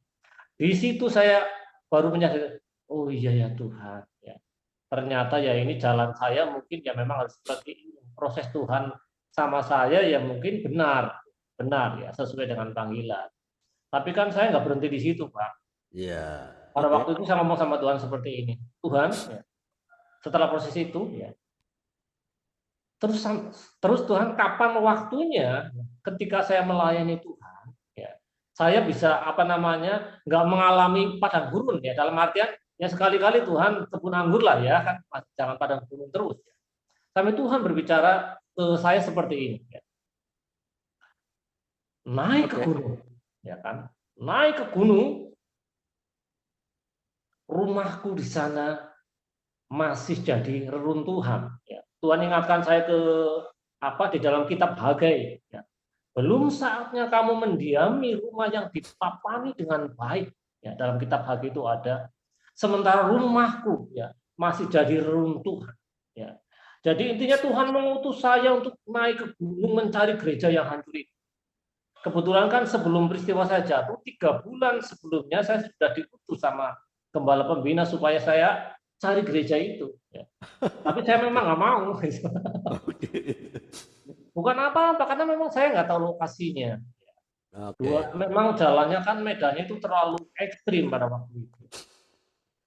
Sehingga dari peristiwa itu, okelah Tuhan, kalau memang ini jalannya Tuhan, oke. Ya. Tapi di situ saya bertaruh sama Tuhan. Ya. Kalau Tuhan memang mengutus saya ke sana, Tuhan, mudahkan semuanya. Itu benar saya minta seperti itu. Amin. Ya. Sekaligus itu menjadi apa ya? Menjadi ujian bagi saya. Ya. Kalau kemarin saya menjadi hamba Tuhan kan karena meneruskan orang tua, gitu kan? Ya. Ketika saya ke Lengkong, ya sekarang yang saya tinggal ini saya di Lengkong, ya. Itu kan menjadi pembuktian bahwa panggilan saya nggak salah. Ya. Ketika saya menjadi hamba Tuhan bukan menjadi hamba Tuhan yang abal-abal, kan ya? Ya tiba-tiba jadi hamba Tuhan, tapi melalui proses perintisan, ya, penginjilan sampai mendirikan gereja di situ. Ya, kan? Akhirnya saya mau ke situ. Ya. Tahun 2002 saya ke sini, Pak. Hanya cari-cari, pada akhirnya ketemu. Ya, 1 tahun bolak-balik 2 keliling, sampai pada akhirnya ketemu 1 jemaat, 2 jemaat. Terus jadilah sebuah persekutuan di situ. Ya, bersekutu. Ya. orang-orang dulu, orang-orang Kristen yang pernah menjadi Kristen saya kunjungi, ya walaupun sebagian menjadi mualaf semuanya, Pak. Karena kan Oh. 20 tahun ditinggalin kan. Oh iya, iya, iya. 20 tahun ditinggalin, ya, Mualaf semua ya? mualaf semua. Yang saya ketemu juga dua sudah kakek-kakek sama nenek-nenek, Pak. Kakek-kakek, nenek-nenek. Ya. Iya, iya, iya. Dan puji Tuhan, ya saya belajar setia melayani ya. Di situ saya belajar Amin. udah lama Tuhan, maunya Tuhan apalah. Walaupun ya pergumulannya luar biasa, air matanya luar biasa di situ. Ya. Tapi di situ saya memang melihat pertolongan Tuhan. Ya. Apa yang menjadi permintaan saya sama Tuhan, Tuhan mudahkan semuanya. Memang Tuhan mudahkan semuanya. Iya, Ya. amin. Dalam proses pelayanannya, ya banyak teman-teman dari Sidoarjo yang mendukung, rekan-rekan hamba Tuhan mendukung. Ya. Kalau Bapak bicara Lengkong itu daerah yang sangat susah dijangkau, Pak. Itu di tengah-tengah hutan, Pak.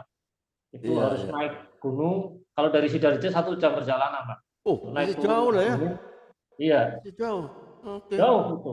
Ada 40 kilo ya? Ada 40 kilo ada ya? Ada. Ya mungkin ada kan jalannya naik turun naik gitu sih. Iya. Naik turun. Iya. Harus lewat hutan segala macam. Ya, ya.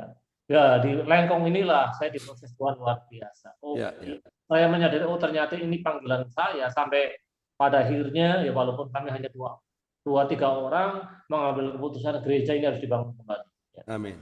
Pada waktu itu jemaat ngomong, aduh uang dari mana Tuhan? Ya kan? Uang dari mana? Ya kan? Cuma 2 berindik kan ya. Kan gereja ini udah ada izinnya sebenarnya kan di Lengkong itu udah ada izinnya ya. Tapi karena ya itu medan yang terlalu susah, jadi nggak ada hamba Tuhan yang mau ke sini mungkin aja. Sampai saat ketika ya saya ngomong sama gembala pembina, dibawa ke rapat perwil, pun nggak ada respon, Pak. Pada akhirnya, aduh, keputusan boleh gereja dibangun kembali, tapi jemaat-jemaat yang lama itu harus kumpul dulu. Lah, udah jadi mualaf suruh kumpul ya susah kan, Pak? Iya, betul. Iya. Iya. Tantangan Sampai pada lagi ya? akhirnya ya Tantangan itu. lagi ya? Iya. Sampai pada akhirnya saya dan jemaat mengambil tempat udah kita berdoa, bergumul supaya Tuhan melakukan mukjizat sehingga gereja ini dibangun kembali. Ya. Walaupun pada waktu itu ada penolakan dari atasan, ya. Jemaat ada yang menabur batu. Dan singkat cerita memang karya Tuhan luar biasa di situ. Amin.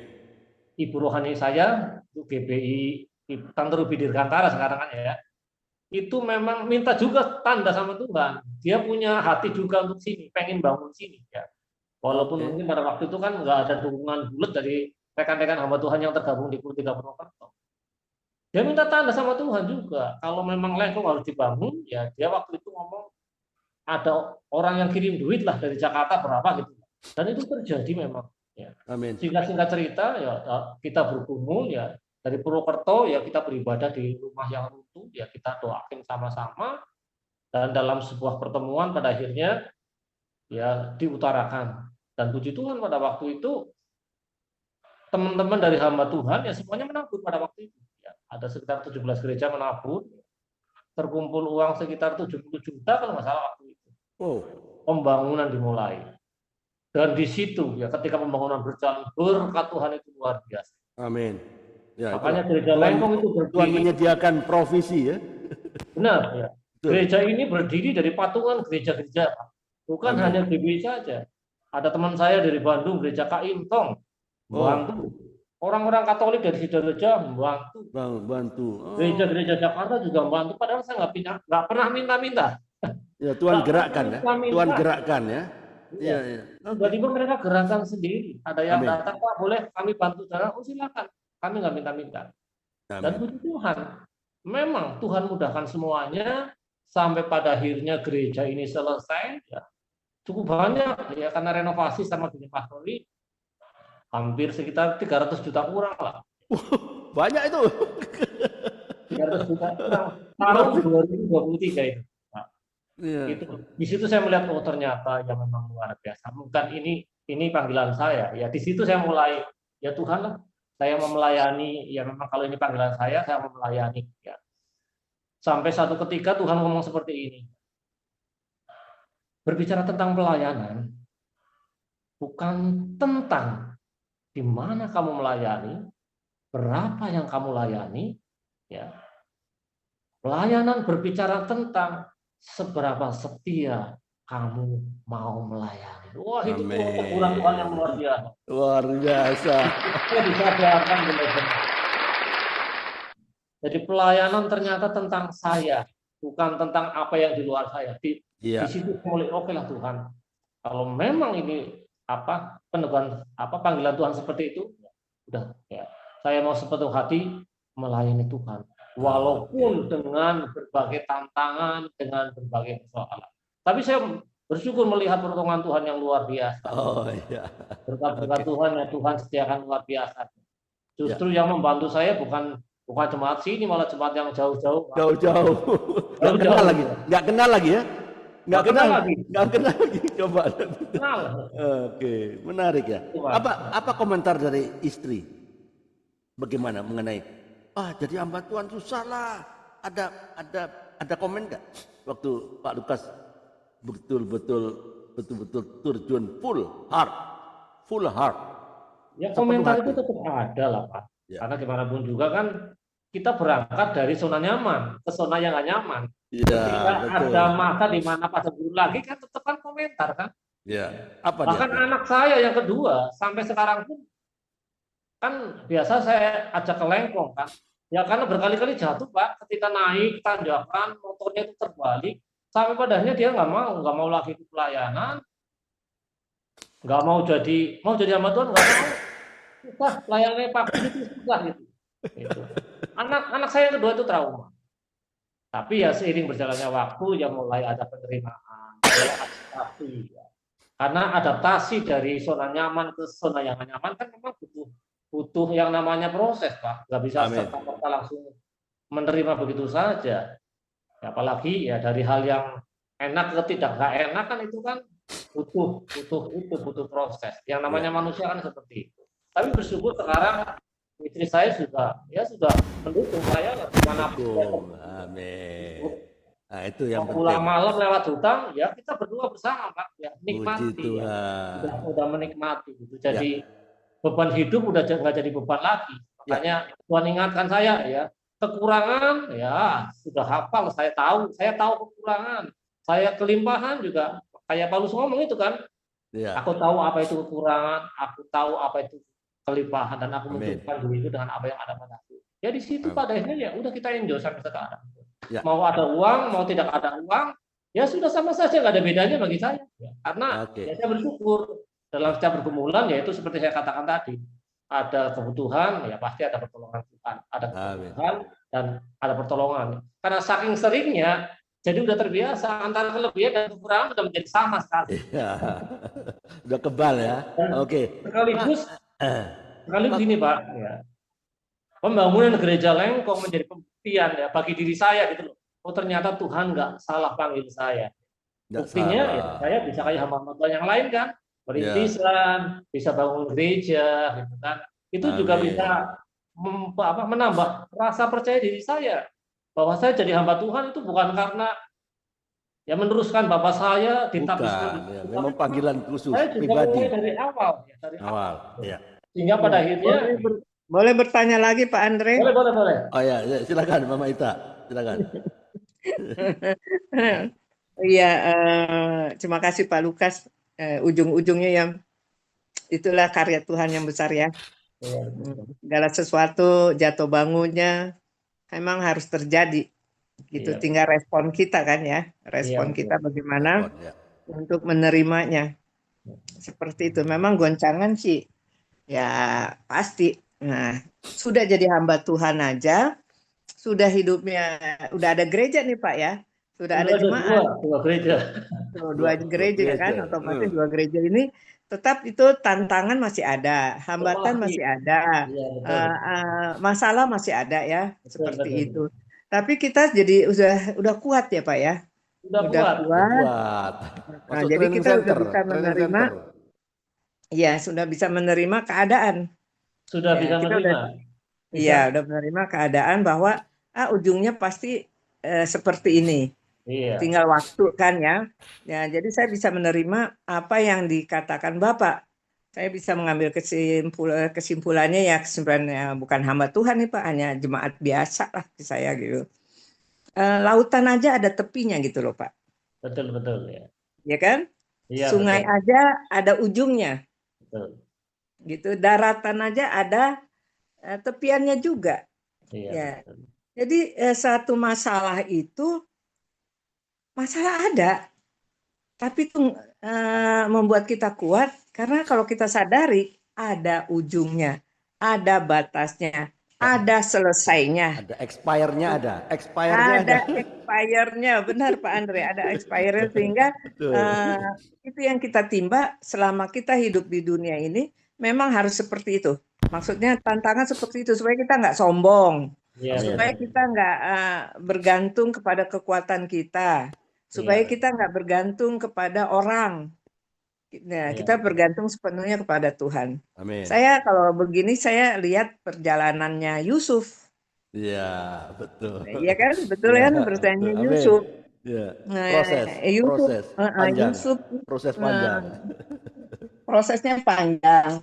Tapi senang banget saya dengan prosesnya Yusuf ini. Kenapa saya bilang senangnya? Yusuf itu boleh dikatakan dia ditolak. Gimana ya baca apanya? Dijual, Eh, dijual sama saudara-saudaranya. Dijual. Iya.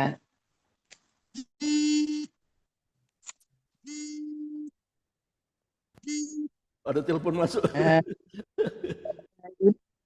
Yusuf itu kan dibuang oleh saudara-saudaranya yang tak ya percayai itu dia kalau nggak salah Kejadian 37 ayat 28. Tuh Yusuf itu dibuang juga oleh pemimpinnya yang ia layani Potifar, ya kan? Iya, betul. Eh, 9 ayat 20. Yusuf itu dibuang juga oleh orang yang ia tolong. Kejadian 40 ayat 23 waktu dia di penjara. Kan juga dia kan jadi dia 3 kali loh dibuang, ditolak gitu ya. Nah, tapi selalu dia katakan itu karena Tuhan. Maksudnya kepada yang dia suruh menerjemahkan mimpinya, dia bilang Tuhan lah yang punya hikmat. Begitu waktu dia penjara. Terus dia menghadap raja dibawa sama orang ini juga, orang penjara itu. Nah, ya saya coba karena Tuhan lah yang punya. Selalu dia ini kan ke Tuhan gitu loh. Sehingga dari situlah titik awalnya dia jadi seorang nomor 2 di Mesir. Amin. Jadi saya rasanya gini loh, oh iya ya, seolah-olah kita dibuang, Iya. seolah-olah gitu ya. Tapi memang yang kita rasakan kita dibuang. Tapi pembuangan itu menurut kita sakit, tapi menurut Tuhan itulah kamu. Kamu memang tidak boleh bergantung kepada diri kamu sendiri, nggak boleh bergantung kepada orang, nggak boleh bergantung kepada pimpinan dan sebagainya, bergantung kepada dirinya. Ini yang saya lihat endingnya kepada Pak Lukas. Iya. Amin. Jadi tadi yang firman saya yang saya katakan, kesengsaraan menghasilkan ketekunan gitu dan seterusnya ya kan. Itu akhirnya seperti itu. Baru saya tahu di sini ya selamat melayani Pak Lukas, terus maju banyak. Saya dengar juga banyak ditinggalkan akhirnya pindah jadi mualaf. Itu hati saya sempat juga tergores. Tergores hati saya sampai aduh kok seperti itu ya. Nah itu jadi kita jangan tergantung sama pemimpin kita tuh. Dia nggak mau ikut campur tangan, jiwa-jiwa akhirnya melayang. Iya. Amin. Jiwa-jiwa yang akhirnya lepas. Nah gitu. Coba kalau Bapak bertahan, mungkin jiwa-jiwa itu masih ada gitu loh Pak. Iya. Amin. Itu aja Karena Pak waktu Andre dari ya. Oke, thank you. waktu Iya. Ya, silakan Pak Lukas. Jadi waktu gereja ini ditinggal, posisi saya masih di Bandung, Bu. Oh, di Belum jadi hamba Bandung. Tuhan. Oh, di Bandung. Dia kerja di Samsung dia. Tapi apa yang dialami Yusuf saya juga bisa ngalami loh. Apa namanya dihianati itu salah satu alasan kadang-kadang malas jadi hamba Tuhan tuh. Saya pernah gini seperti ini loh. Ada seorang hamba Tuhan ya, pengen merintis sebuah pelayanan. Waktu itu dia datang kepada saya, Pak, tolong carikan tempat mau buka pelayanan. Akhirnya saya carikan tempat, dapat, nggak bayar, Karena kebetulan kan saya kenal dengan yang punya rumah itu salah satu orang terkaya di Darjah lah, gitu kan. Saya mau kamu melayani di sini, ini jiwa-jiwa yang harus kamu layani seperti ini, seperti ini, seperti ini. Padanya pelayanan berjalan, apa yang terjadi, Pak? Ya, jemaat saya itu dibesuki satu persatu, ya, diiming-imingi, ditarik-tarik gitu, Pak. Oh. Secara manusia sakit, secara manusia terhianati. Itu bukan satu dua orang hamba Tuhan itu yang pengen menghancurkan pelayanan saya. Tapi di situ saya berpikir seperti ini. Ya inilah mungkin proses Tuhan. Saya berpikir jemaat bukan punya saya, jemaat punya Tuhan. Iya, betul. Pada akhirnya ya saya santai aja, ya monggo silakan. Gitu. Saya dengan orangnya ya baik sampai sekarang. Jadi setelah saya oke lah ini panggilan saya, ada sebuah perubahan. Jadi saya belajar, ketika memang kamu mau, ya udah ambil aja. Gitu. Kamu mau ambil jemaat saya, ya silakan kalau dia mau. Gitu. Berarti memang Tuhan nggak percayakan dia sama saya. Seperti Yusuf dihianati, ya sudah ditolong, bayangin. Betul. Tapi itulah proses dari bagian cerita pelayanan seperti itu. Amin. Ya. Pertanyaan saya terakhir, Pak Lukas. Apa cerita yang mualaf yang tadinya sudah percaya Yesus karena ditinggal nggak ada pelayanan sehingga dia jadi mualaf. Sampai sekarang bagaimana ceritanya? Apakah dia bertobat kembali lagi atau bagaimana? Atau tetap aja dia jadi mualaf? Ketika saya datangi, ya, cerita mereka seperti ini. Ya. Dalam hati ada sebuah kerinduan sebenarnya. Oh. Tetapi langkah mereka itu terganjal. Ya kan? Mereka yang jadi mualaf kan ada yang jadi tokoh masyarakat. Jadi ketika mereka mau kembali itu terbebani oleh sosial, Pak, lingkungan. Ya. Mereka nggak punya keberanian untuk melangkah. Tidak mau Makanya keluar, menolak, tidak mau keluar dari lingkungan itu ya. Juga ya. Tidak. Ya. Oke. Karena jadi ya tetap aja ya. Tahunan lah kan ditinggalkan terlalu lama tadi. Iya. Jadi akhirnya tetap aja mereka ya. Tetap aja kan. Tetap aja mereka nggak mau balik lagi kan. Intinya belum mau gitu kan. Makanya kan menolak tidak, mengiyakan juga tidak. Ya. Karena ini jadi pergumulan sampai sekarang, Pak. Ya itulah. Banyak orang yang tidak mau bayar harga. Ya toh? Padahal mengikut Kristus harus apa? Pikul salib. Bayar harga. Pikul salib itu bayar harga. Ya enggak? Iya, betul. Enak enggak pikul salib? Enggak enak. Balik lagi harus dikucilkan oleh lingkungan dia. Enak nggak? Nggak enak. Itu nggak mau bayar harga. Ya nggak apa-apa. Urusan dia. Gitu. Yang penting kita tetap berdoa. Oke, saya akhiri ya podcast ini karena sudah lewat ya. Pak Lukas bisa berikan pesan moral apa terhadap kesaksian Pak Lukas Sutrisno dari awal ya, perjalanan hidup, jatuh bangun sampai ya ada aja dana 300 juta lebih masuk, akhirnya terbangun, tidak kenal siapa yang ngirim duit, tapi Tuhan bisa gerakkan. Ya, silakan pesan moralnya apa? Pesan moral yang pertama, ketika Tuhan memanggil kita, jangan terlalu lama mengeraskan hati. Ya. Karena semakin lama kita mengeraskan hati, semakin lama juga proses yang akan Tuhan kerjakan dalam kehidupan. Oke. Yang kedua, masalah dalam hidup adalah hal yang pasti. Suka atau tidak suka, masalah itu akan terus ada dan selalu ada. Tapi percayalah, ya, dalam setiap masalah, dalam setiap persoalan, selalu ada kebaikan Tuhan. Oleh sebab itu ketika masalah datang, jangan terlalu fokus dengan masalahnya, tapi fokuslah kepada apa yang Tuhan sediakan di balik masalah itu. Bagaimana firman Allah ya mengatakan, Paulus pernah mengatakan, ketika aku lemah, maka aku kuat. Amin. Ada masalah, berarti ada berkat. Nah, itu. Amin. Ya, oke. Ya, menarik ya. Terima kasih Pak Lukas atas sharing kesaksiannya yang bagaimana dia pernah seperti Yunus, bahkan lebih parah dari Yunus ternyata. Tapi disitulah rupanya Tuhan memproses dia, seperti Tuhan memasukkan dia ke training center supaya apa? Otot-otot rohaninya Pak Lukas bisa lebih kuat, ya enggak? Otot-otot rohani itu harus kuat untuk memikul salib kan, itu perlu dilatih otot-otot. Kalau jalan tol terus nggak bisa. Jadi nggak kuat nanti otot-otot rohani masuk dalam prosesnya. Lewat kecelakaan lah, lewat paru-paru basah lah, di rumah sakit 10 hari lah. Itu kan proses. Itu supaya apa? Otot-otot terbangun supaya sadar. Loh, kamu saya panggil loh. Saya berikan visi. Pasti saya sediakan provisi. Provisi itu apa? Perlengkapan. Tapi kan kita loh, kan lihat saya hanya melihat visi, kan begitu orangnya kan.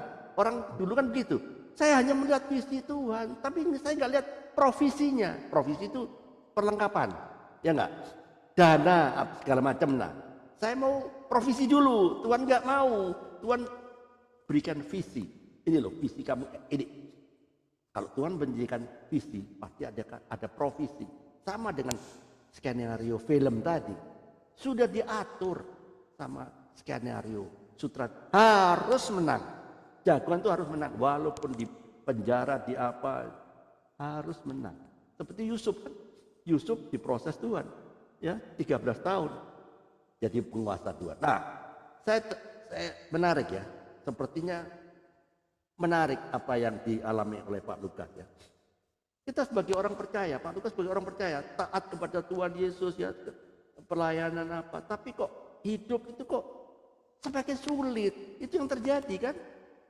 Sementara kita lihat orang dunia yang tidak kenal Tuhan, bahkan menolak untuk percaya pada Tuhan Yesus, sepertinya dalam tanda kutip, sepertinya kehidupan mereka semakin kaya, semakin sehat, semakin makmur, semakin diberkati. Kelihatannya mereka baik-baik saja. Pertanyaannya, kita ini yang sangat penting dan jujur ya.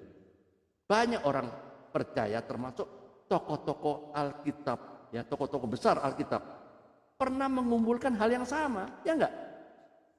Karena ada buku ya yang ditulis oleh Philip Yancey. Judulnya apa? Disappointment with God. Apa itu? Kekecewaan terhadap Tuhan. Jadi ada buku yang bilang ada kekecewaan terhadap Tuhan. 3 pertanyaan buku itu ya. Itu menginspirasi saya. 1 pertanyaan, apakah Tuhan itu tidak adil? 1. 2, pelan-pelan ya. Apakah Tuhan itu diam? Berdiam diri. 3, parah ini yang ketiga ini.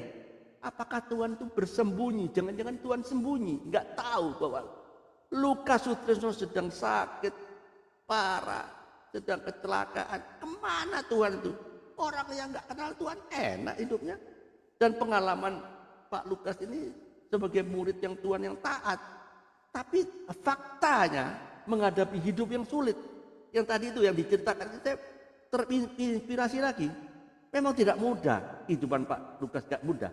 Kenyataan yang sering dialami oleh orang-orang yang hidup berkenan pada Tuhan. Apakah Tuhan tidak adil? Enggak. Pemazmur ya, Mazmur 73 itu bicara apa? Asaf loh. Sungguh sia-sia aku mempertahankan hati yang bersih dan membasuh tanganku tanda tidak bersalah, sebab sepanjang hari aku kena tulah dan kena hukum setiap pagi. Itu Mazmur 73. Ya, melihat orang fasik itu hidup senang, makmur, sehat, tidak mengalami penderitaan seperti orang-orang percaya. Itu Asaf bilang gitu loh.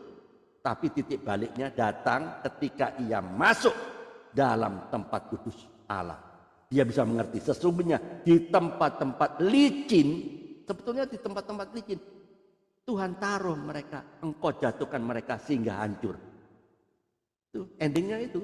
Sebetulnya orang nggak percaya kelihatannya sehat-sehat, kelihatannya berkelimpahan. Sebetulnya di tempat licin dia, tapi nggak sadar. Mazmur 73 masih.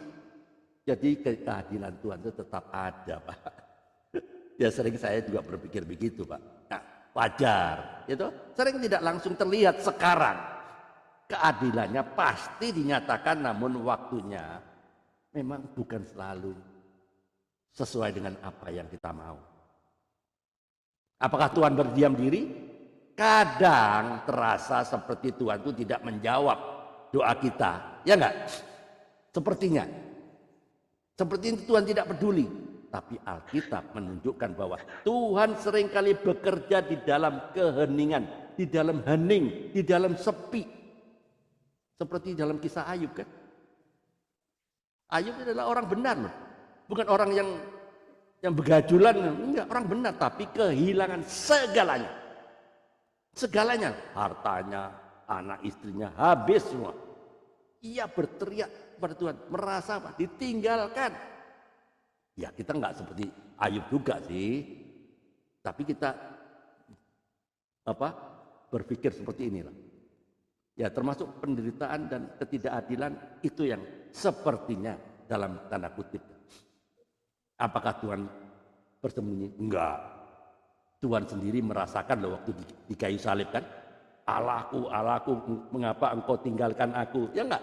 Tuhan sendiri merasa juga. Markus 15. Ya disinilah ya. Tuhan sendiri tahu rasanya ditinggalkan, tapi sesungguhnya Allah tidak benar-benar meninggalkan, melainkan memenuhi rencana yang besar kepada Pak Lukas ini. Ternyata juga sama, Allah juga merencanakan rencana yang besar, keselamatan dunia kepada Tuhan Yesus. Tapi dia merasa ela salah sabatani. Ya, nah disinilah ketika Tuhan bersembunyi, itu bukan karena dia jauh, bisa jadi itu momen kita belajar percaya, bukan pada apa yang terlihat, tapi pada siapa Tuhan itu sebenarnya. Tetap semangat Pak Lukas, melayani. Tiada hari tanpa memberitakan kebenaran firman Tuhan, tiada hari tanpa bersaksi tentang Kristus, tiada hari tanpa memenangkan jiwa. Save the lost at any cost, selamatkan yang terhilang berapapun harganya Pak Lukas. Maksud untuk saya juga. Keep on fire, keep on moving, tetap bergerak, jangan diam, jangan mingkem. Kalau orang belum kenal Tuhan, jangan mingkem, kita ceritakan kebenarannya. Siapa Tuhan kita? Yohanes 14 ayat 6. Tidak ada nabi atau rasul atau siapapun yang berani menjamin seperti Tuhan Yesus. Yohanes 14. Aku, dia yang mendeklarasikan, dia yang berani memproklaim aku. Dibilang aku loh adalah kebenaran hidup. Itulah kekal. Jangan takut Pak Lukas, apapun yang terjadi tetap semangat. Tuhan Yesus memberkati. Amin. Oke, sampai ketemu teman-teman yang ada di virtual Zoom maupun yang ada di YouTube channel. Sampai jumpa besok di hari yang sama, kita akan jam 12 tepat. Terima kasih, Tuhan berkati Mama Ita, Ibu Ati. Tuhan berkati, sampai ketemu ya. Saya live dulu ya. Ya. Terima kasih semuanya. Terima kasih. Halo.